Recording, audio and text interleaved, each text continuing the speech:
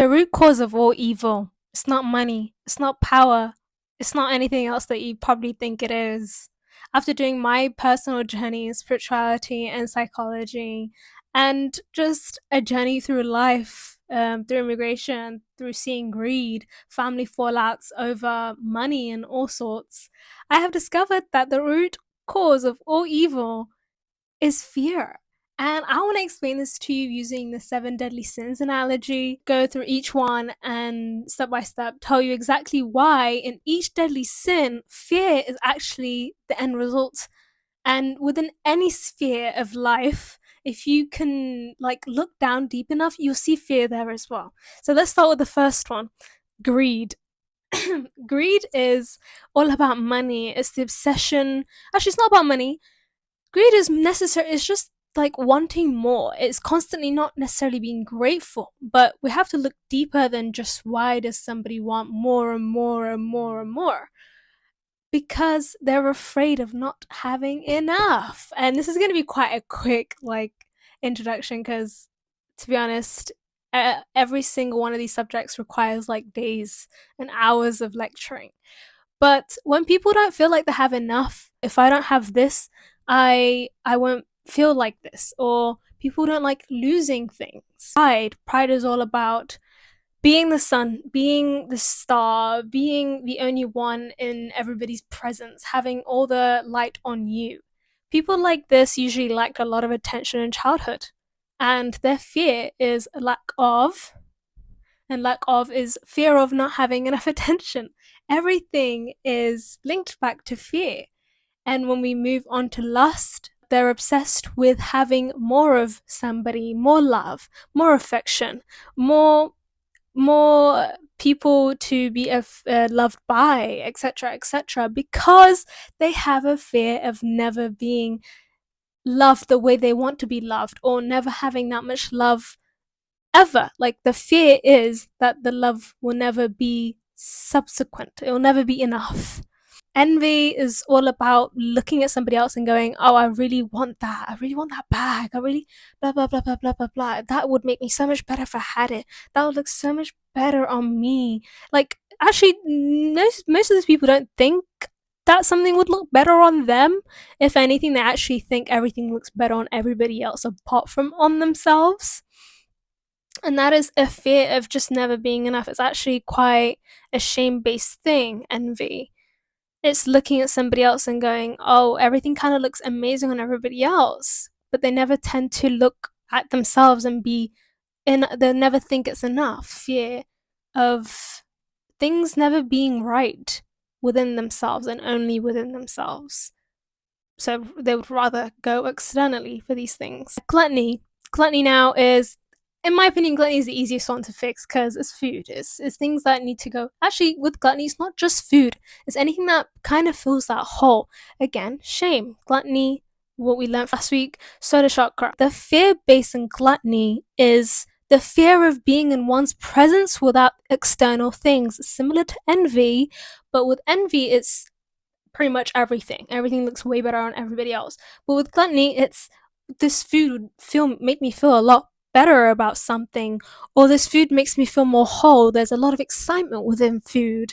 I'm not saying chefs or anything like that have gluttony in them. Having a fear of sitting with oneself, because technically, with gluttony, it's the food that makes somebody feel whole. It's the food that excites the person and makes them feel like it's the same with like people who watch TV, they're gluttonous with TV and like addictions and stuff like that. It's the avoidance of self because of fears of being with oneself, fear of the unknown, etc., etc.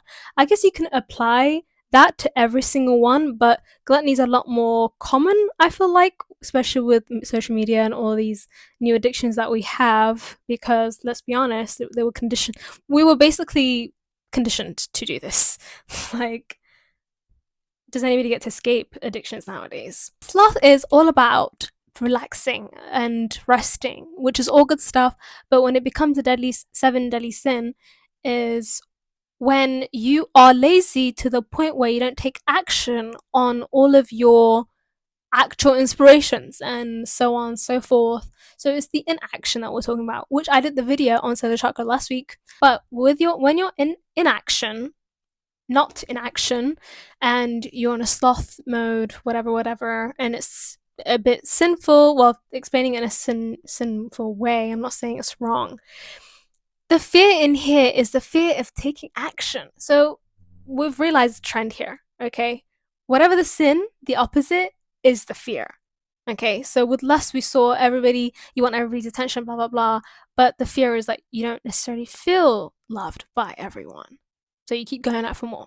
With sloth, it's the shame of taking action that has caused you fear of failure and fear of loss. So you don't want to take action. What's the point anyway? If I do this, what's the point? I'm going to lose. Everything's going to go downhill anyway. The fear is that you might fail and then your efforts, what's the point? Like you just wasted energy. So you might as well do nothing. Wrath. Anger is a natural form of protection for your own boundaries. But people that have wrath is people who don't necessarily control their anger and it becomes uncontrollable, harming those around them in an unproductive way. So with wrath, the fear here is that your boundaries are getting crossed all the time. So people get angry because they feel like somebody is crossing them, somebody's disrespecting them, somebody is going against their values, somebody's about to hurt them, blah, blah, blah. Fear of being vulnerable, being attacked, causes somebody to be in defense mode 24/7, hence why they come across as a very angry person, just to protect themselves. So what have we learned here? 7 deadly sins, we've gone through all of them. Every single one has a root cause of fear. And this is what I mean, and this is the message that I want to send on my YouTube channel, is that everybody is just a tiny baby that is running on protection mode because, let's be honest, this world is fucked up. I don't even swear like that, but the other day I was looking at some animal farming stuff and I had to cry and I was like, is this the world that we live in? Is this really the world that we live in? Like some children were born onto this earth and they've seen so much horror and they've had to protect themselves because of fear, because of never feeling safe in some way, or something happened which caused them fear in a certain area. And then, of course, they go into defense mode, wars come about, greed, blah, blah, blah. Fear is our problem. How do we counteract fear? And this is the amazing thing about fear. None of your fears are real. I know. They're not truth. You're not a failure. You're not unloved. You are enough and you have enough. You can stand out without making a scene. There's so many, right? All of your fears that you feel like are true, that you've conditioned yourself to believe, which might have led you to some sort of sin. By the way, I don't believe in such thing as sin. I'm just using the analogy. Everything's an opportunity that we can learn from. And karma is only real to the soul. Like, no external thing out there is trying to impact your life. There's free will on this planet. But who's watching is your soul. And your soul will look at your actions that are played on by fear, look at that and make you feel uncomfortable. That's the only karma we have. And then you set your own life up to fail because you feel so miserable about something. Nobody external can influence you. So fear ultimately is not real. You are loved, you are unconditionally supported, so on and so forth. That's the amazing part. Is that, yeah, you might feel like you're gonna fail. Yeah, you might feel like you're not enough. But guess what? That's not real. And I live by that. So yeah, I love you and I'm gonna go now. Mwah.